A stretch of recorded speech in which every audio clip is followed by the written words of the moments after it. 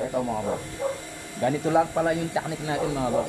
Sa pagtago ng dugtungan natin sa pag-adjust ng waistline mga bok. Ito, in-adjust natin ng waistline ito mga bok. So, ito mga bok yung technique natin. Para hindi makita yung dugtungan niya sa waistline mga bok. Tago natin sa kanyang mga sinturera mga bok. So tara mga bok, sewing natin to para makita natin kung paano yung progress nito.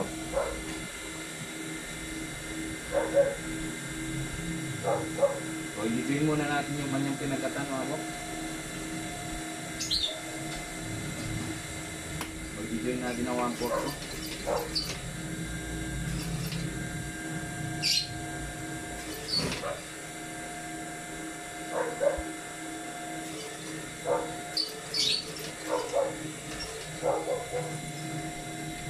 So ito na nga siya. And then bubuka natin ito mga bok para hindi siya matigas. Ayan o.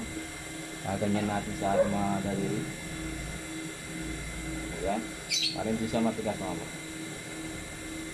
Then yung kanyang tupi mga bok, babalik natin yan. Ayan o. Yung original na tupi niya.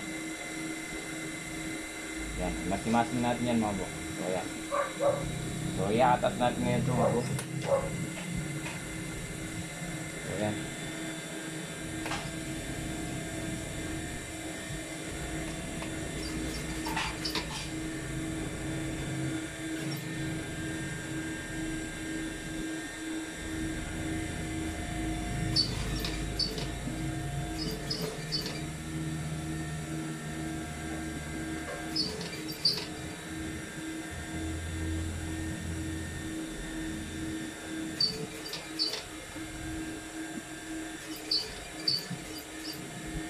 Dahan lang natin sa matigas na buhat mga bok.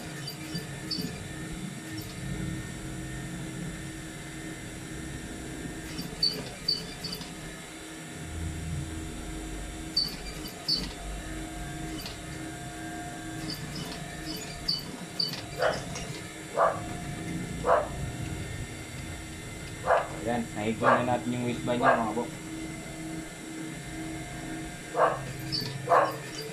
So, siyempre, dahil double fold ito eh.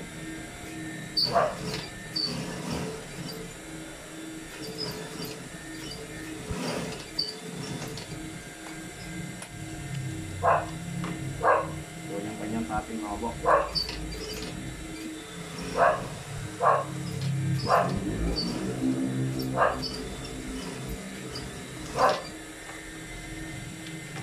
So, ito yung dugtungan niya mga bok. Ayan o. Itatap natin yan, tatago natin yan sa kanyang sinturera mga bok.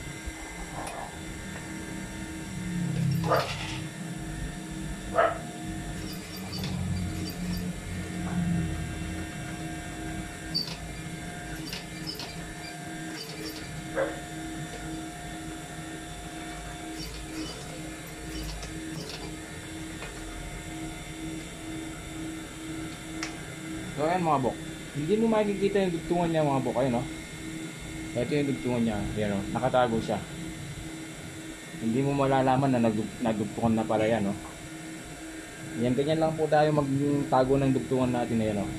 Ayun yung dugtungan niya o. Diba mga bok? Naitago po natin sa sinturera niya. So at least wala siyang dumi. Clean finish po siya. Yan o. So, maraming salamat mga bok. Sana may natutunan po kayo sa video nito sa pagtago ng ating dugtungan sa waistline po, band. So kung nagustuhan nyo naman itong video ito mga bok, pwede nyo naman pa-like, pa-share, pa-follow, pa-subscribe. Thank you po. God bless po sa inyong lahat. Ayan po. Sana may natutunan po tayo.